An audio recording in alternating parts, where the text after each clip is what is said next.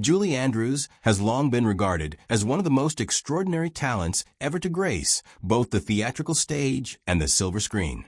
For countless admirers around the world, her name instantly calls to mind her iconic performances in Mary Poppins and The Sound of Music.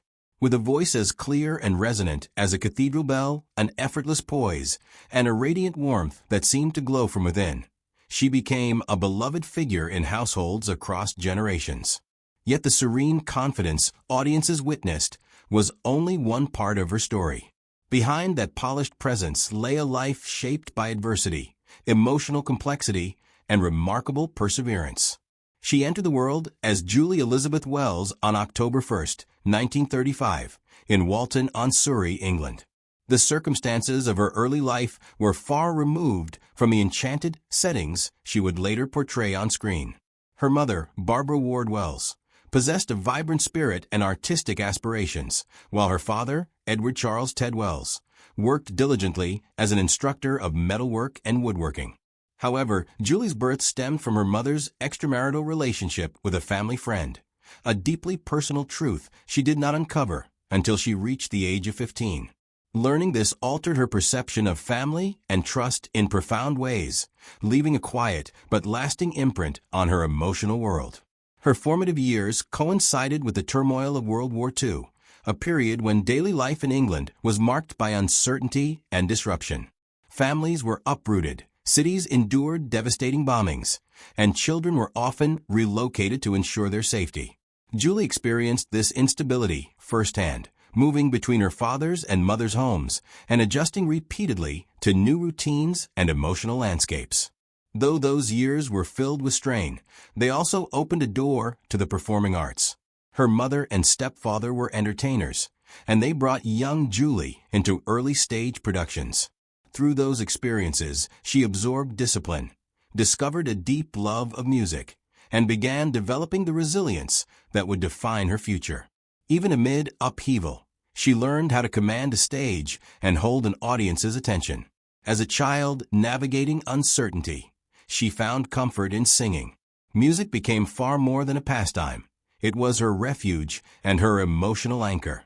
Through melody and lyric, she could process feelings that might otherwise have overwhelmed her. By the time she entered adolescence, it was clear that her gift was exceptional. Encouraged by her stepfather and guided by Madame Lillian Stiles Allen, a respected soprano and devoted mentor, Julie's natural talent was carefully cultivated. Madame Stiles Allen quickly recognized the young singer's extraordinary range, accuracy, and control. She challenged Julie with complex compositions by Mozart and Rossini, demanding discipline and precision. Under such rigorous training, Julie not only honed her technique, but also gained the confidence and stage presence that would later define her performances before vast audiences. Her professional path began astonishingly early.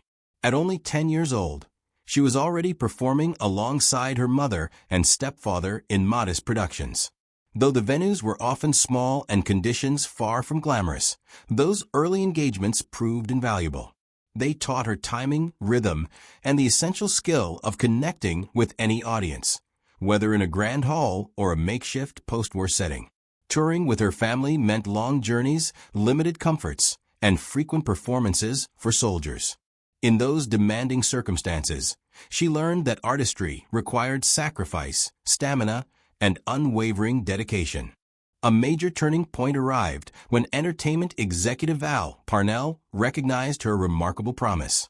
He offered her the opportunity to appear at the London Hippodrome, where at just 12 years old, she delivered a solo performance that stunned audiences and critics alike. Her maturity, vocal strength, and composure earned widespread admiration. By the age of 13, she achieved another milestone, becoming the youngest solo performer to take the stage at the prestigious Royal Variety Performance before King George VI and Queen Elizabeth. Such an honor confirmed that she was no ordinary talent, but a rising star of extraordinary potential. From there, her career gathered momentum. She moved seamlessly through radio broadcasts, early television appearances, and prominent roles in pantomimes and West End productions. While fame might have tempted others, Julie focused on refinement rather than celebrity. Each role was approached as an opportunity to grow. By the early 1950s, she had established herself as a respected professional across London's leading venues, building the experience that would later serve her internationally. In 1954, she made her Broadway debut in the United States, a breakthrough that earned critical acclaim and endeared her to American audiences. That success led directly to her casting in My Fair Lady, the production that secured her standing among the finest performers of her generation. Her portrayal of Eliza Doolittle, the spirited Cockney flower girl transformed into a refined London lady, was celebrated for its authenticity and emotional nuance. Critics praised her vocal mastery, and fellow performers acknowledged her remarkable achievement. Yet Hollywood presented unexpected challenges. When My Fair Lady was adapted for film in the early 1960s, many assumed she would naturally reprise her role. Instead, studio head Jack Warner concluded that she lacked sufficient box office appeal. The part was given to Audrey Hepburn, already internationally known for Breakfast at Tiffany's and Sabrina. Although Hepburn's elegance was widely admired, the decision stirred tension. Audrey herself reportedly felt conflicted, knowing that Julie had originated the role. The situation grew more complicated when Martin Nixon was brought in to dub Audrey's singing, adding to the quiet strain behind the scenes. For Julie, the disappointment was deeply felt. Having created Eliza Doolittle on stage, she watched another actress bring the character to life on screen. However, destiny offered an unexpected alternative. Walt Disney approached her with a title role in Mary Poppins. Though she was pregnant at the time, she embraced the opportunity. The film became a cultural phenomenon, earning her both an Academy Award and a Golden Globe. What once seemed a painful rejection transformed into a triumph that firmly established her as a Hollywood star. Beyond the spotlight, her personal life unfolded with equal depth. She often said she had loved only two men profoundly, Tony Walton and Blake Edwards. Her relationship with Tony Walton began when she was just 11 years old, during a Christmas pantomime titled Humpty Dumpty at the George Hotel in Luton. Walton, slightly older, was immediately drawn to her talent and spirit. Over the years, they exchanged letters, and childhood affection matured into enduring love. They married on May 10, 1959, and welcomed their daughter, Emma Walton Hamilton, on November 27, 1962. However, the relentless demands of her career placed strain on the marriage, and they separated in 1968. Despite the end of their union, their friendship endured for decades. When Tony Walton passed away in 2022, she remembered him as her dearest and oldest friend. Her second great love, filmmaker Blake Edwards, known for Breakfast at Tiffany's and The Pink Panther, became her partner in the late 1960s.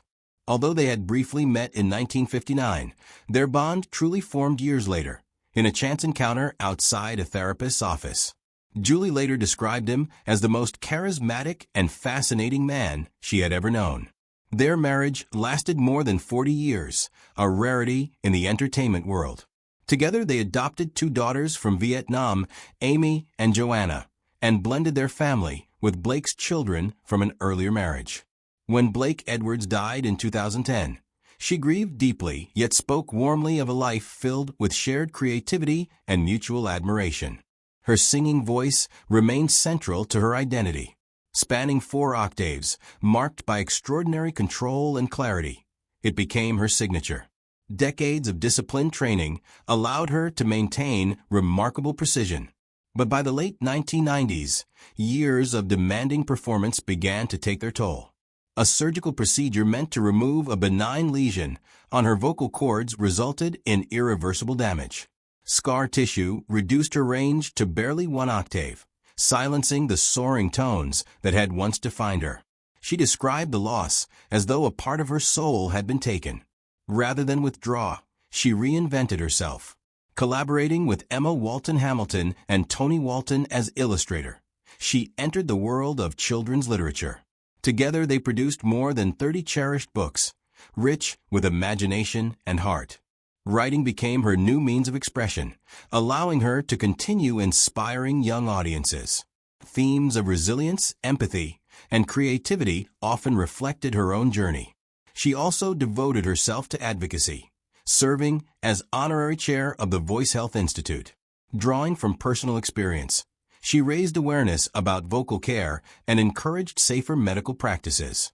Through lectures and mentorship, she reminded aspiring performers that the voice is not merely an instrument, but an extension of the self. Throughout her life, she has spoken about perseverance, kindness, and gratitude. Whether facing professional rejection, personal loss, or the devastation of losing her voice, she responded with dignity. Her story stretches from wartime England to Broadway, Hollywood, and beyond, illustrating resilience and reinvention at every turn. Today, Julie Andrews remains a timeless symbol of artistry and humanity. Her influence extends far beyond her performances to encompass literature, mentorship, and advocacy. From London stages to Austria's hills, from Disney films to children's bookshelves, her legacy endures. Her life stands as a testament to music, love, courage, and the enduring power of reinvention, echoing across generations.